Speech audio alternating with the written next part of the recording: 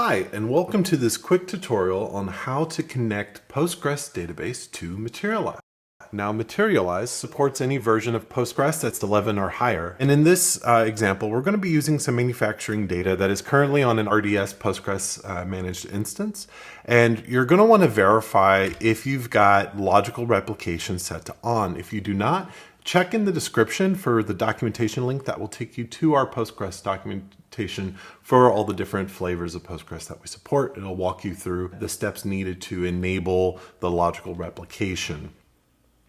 Once you've enabled that, the next thing you're going to do is to alter the target tables that we want to bring into Materialize and set their replica identity to full. Now, you may be going, why do we need replica identity full? This is to ensure that the replication stream includes the previous data of changed rows in cases of updates and delete operations. The next step is to create the publication. Now, take note of the publication name that you are creating and make sure that the tables that you've altered are in here. So let's go ahead and execute, and the publication is now created.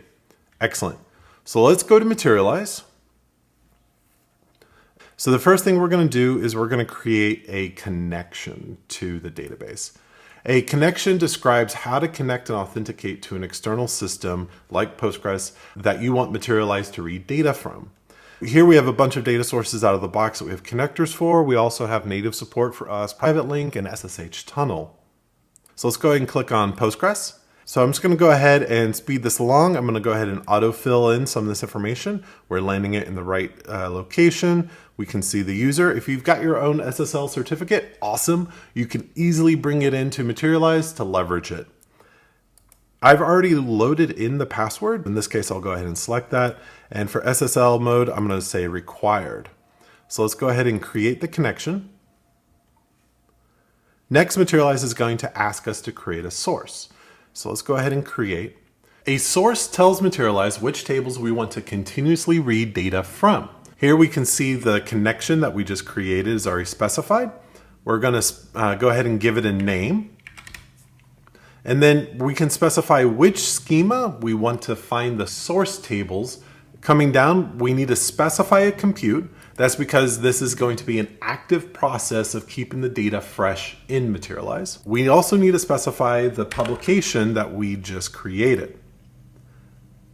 Now, if you want to explicitly list out the tables to reduce the chances of a naming collision, you would use this area to name it and give it an alias. Let's go ahead and click Create Source.